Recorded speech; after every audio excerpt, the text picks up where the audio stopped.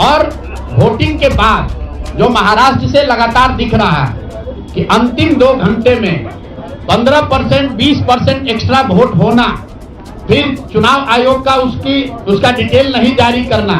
लेकिन आपके माध्यम से मैं ये जरूर देश के विपक्ष को ये कहना चाहूंगा कि इस पर गंभीरता से बात करने की और इसको जरूरत पड़े तो सुप्रीम कोर्ट में ले जाने की जरूरत है। बिहार नतीजों के बाद प्रशांत किशोर मीडिया के सामने आए और उन्होंने एनडीए की जीत को लेकर कई बड़े बयान दिए, कई बड़े आरोप लगाए। इस वीडियो में हम इसी पर करेंगे बात। नमस्कार, 4 PM पर आप सभी का स्वागत है। दोस्तों, बिहार में एनडीए की बड़ी जीत के बाद विपक्ष द्वारा चुनाव आयोग और भाजपा पर उठाए गए गंभीर आरोपों ने राजनीतिक माहौल को गरमा दिया है।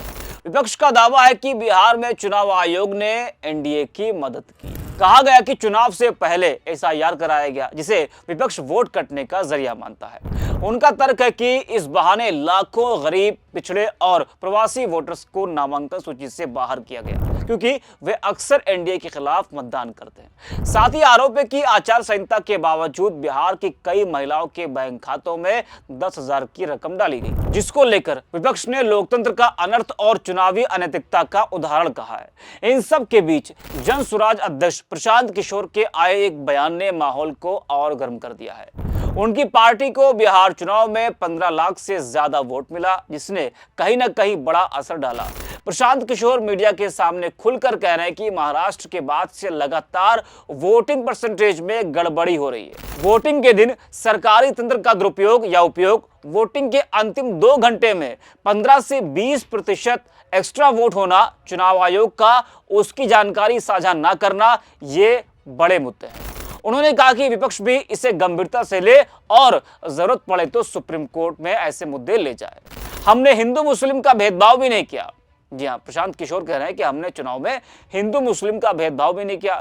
जो लोग इन सब का सहारा लेकर जीत गए, उन्हें आज नहीं तो कल इसका हिसाब देना होगा। उनका इशारा एनडीए की तरफ था। अभिमन्यु को मारकर भी महाभारत नहीं जीता गया था। कुछ लोग सोच रहे हैं कि मैं बिहार छोड़ दूंगा, या उनकी गलतफहमी है। प्रशांत किशोर ने कहा कि अगर नीतीश कुमार अपने वादे के अनुसार 1.5 करोड़ महिलाओं को 2 लाख रुपए दे दे और साबित कर दे कि उन्होंने वोट खरीद कर नहीं जीता है, अगर आपने नहीं दिया तो साफ है आपने 10,000 रुपए सभी से वोट खरीदने के लिए इस्तेमाल किया है। मैंने 25 सीट की बात की थी और अब भी कायम हूं। अगर नीतीश कुमार 1.5 करोड़ लोगों को 2-2 लाख रुपए दे दें तो मैं राजनीति छोड़ दूंगा। अगर बिहार से इसके बाद पलायन रुक जाएगा तो भी मैं राजनीति छोड़ दूंगा। जरा सुनिए प्रशांत किशोर को।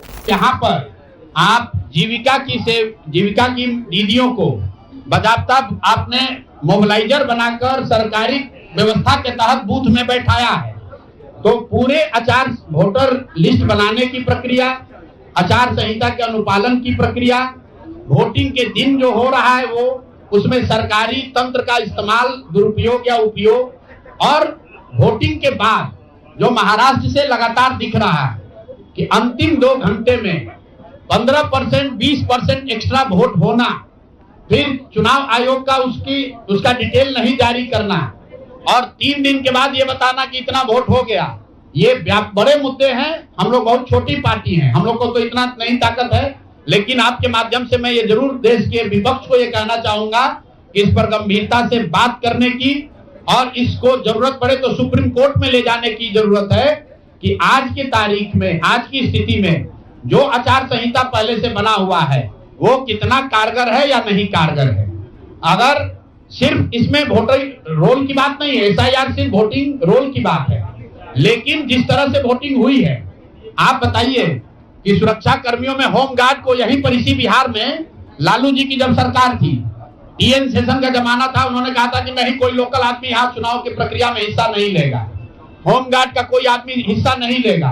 उसी बूथ पर आप आज के चुनाव आयोग ने उस जीविका दीदी को बैठाया है, जिसको एक तरीके से सरकार हर विधानसभा में 60 से 62 हजार महिलाओं को 10-10 हजार रुपया दिया गया।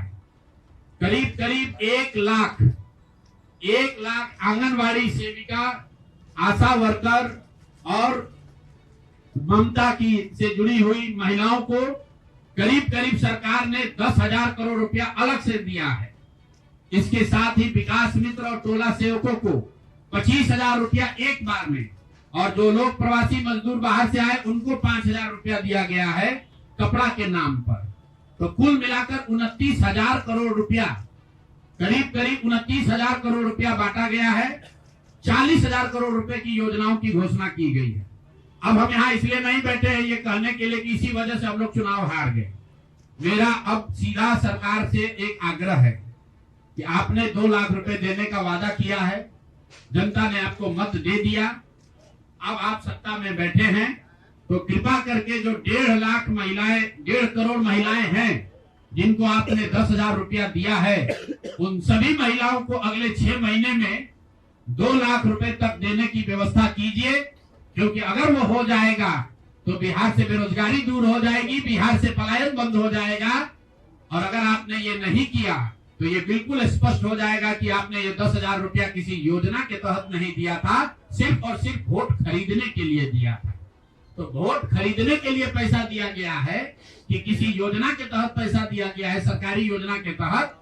इसका प्रमाण इस बात पर है कि आने वाले 6 महीने में सरकार ने स्वरोजगार के नाम पर जो पैसा जारी किया है, उस क्षेत्र में और पैसा और मदद जारी की जाती है या नहीं की जाती है। हम लोग एक भी विधायक न जीते कोई बात नहीं, जन सुराज।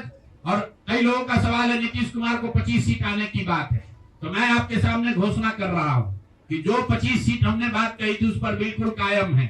अगर नीतीश कुमार ने, उनकी सरकार ने ये वोट खरीदा नहीं है, इनको 2-2 लाख रुपए दे दे, मैं बिल्कुल राजनीति से संन्यास ले लूंगा, उसमें कहीं कोई दिक्कत नहीं है, कहीं कोई दिक्कत नहीं।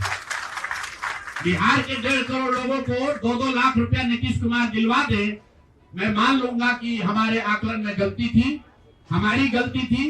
और हमारे आकलन की बात छोड़िए, अगर बिहार से बेरोजगारी दूर हो जाए, पलायन बंद हो जाए, 1.5 करोड़ परिवार, टोटल 2.5 करोड़ परिवार में अगर 1.5 करोड़ परिवार की गरीबी दूर हो जाए, तो प्रशांत किशोर को विधायक बनने की, राजनीति करने की कोई जरूरत नहीं है, हम दूसरा काम कर सकते हैं।